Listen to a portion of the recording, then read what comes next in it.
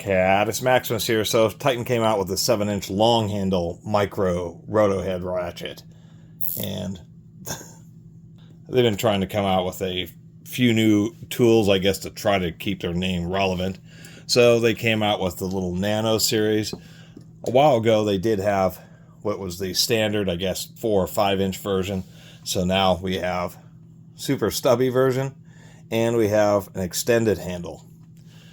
The one thing to make note of, particularly on this extended handle version, is this is not going to have the same strength as standard ratchets. The actual head is going to be pretty darn strong, to tell you the truth, and if you could test the head by itself, it may actually shear the anvil.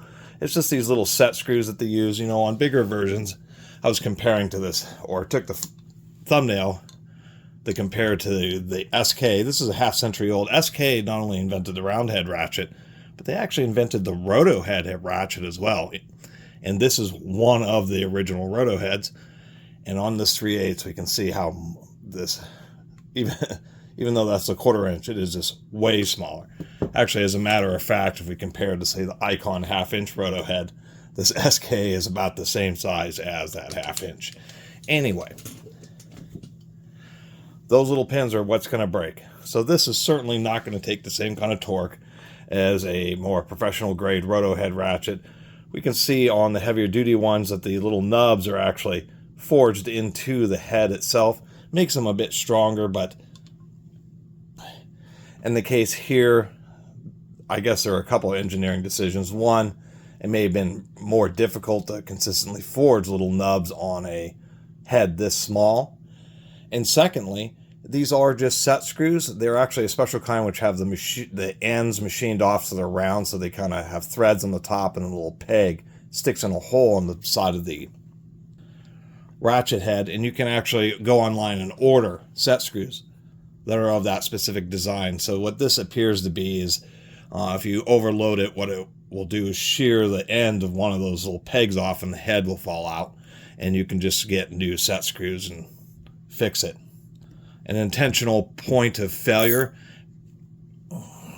And then the second reason they would do it like that is when you have to forge in pegs, you have no choice but to split the handle so you can spread it apart to put the head in there. This does offer the advantage of being able, if it ever gets loose, that you can tighten it up. Something you can't do here, although they do have like a little tension spring or tension washers in there, and they actually work pretty well. And also, since they don't have to split the handle, they can make it a little bit narrower. Anyway, on these ratchets like this one, they put the knurling up, a little bit of knurling up here, which does help when you're in a situation where you turn the roto head straight and are using it just as a quick driver or even spinning out a fastener. You do have a grip. Although, I still just prefer traditional, regular knurled handles. Knurling is an expensive process. That's why I think they just don't do it anymore. One, people are like, oh, I like the smooth handle. But if you have greasy, oily hands, it's hard to, these things are slick. Texture, aggressive knurled texture is grippy. It just collects dirt, and once again, knurling process, one, it can't be done high speed. It has to be done slowly because of the way it's has corrugated wheels that are upsetting the material. So it's a slow process. And knurling's either done one of two ways. It's either a compressive style with a knurling wheels, which is better because it's a type of mechanical upsetting process, a forging process. They can be done more quickly in using cutters, but all that is expensive. So the less area that you knurl, the more you save on manufacturing. It's much cheaper to have a lathe tool go across and cut a profile just as a single point rather than knurling the whole thing.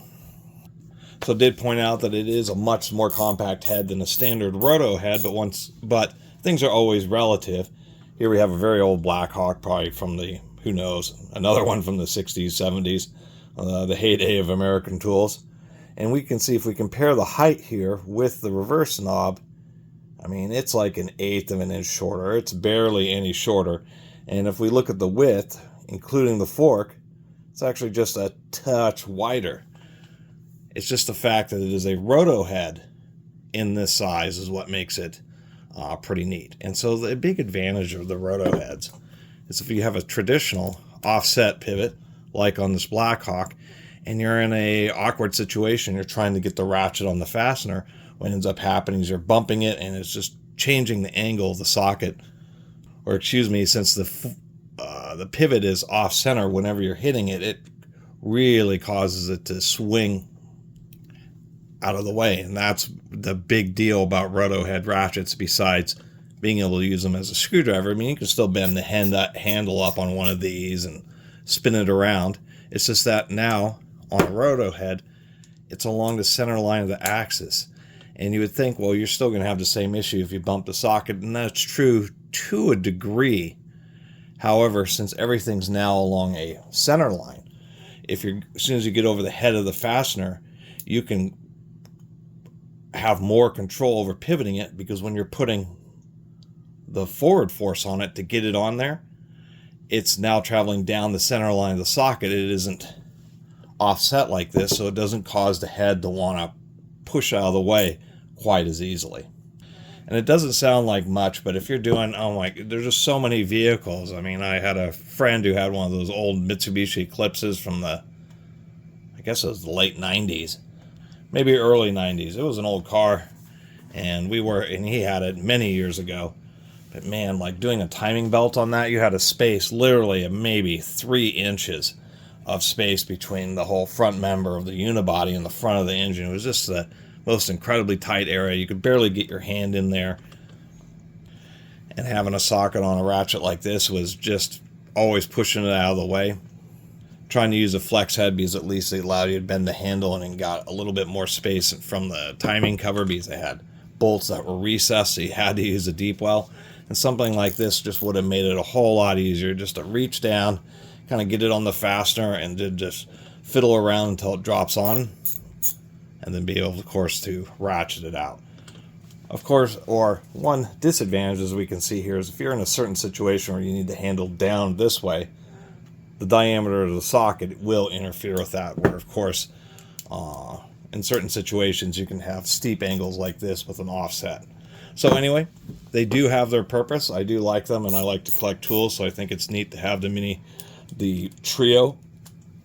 And I won't put it past Titan that they'll probably have a listing at some point here for some outrageous amount of money, like $60 or $75, to have all 3 of these in a little set. But I do like the complete list. I like the Nano one. I did like the original just because it had, these are made by multiple manufacturers. Titan is just a rebrander, and who doesn't have a very good warranty. Hassle to deal with their warranty.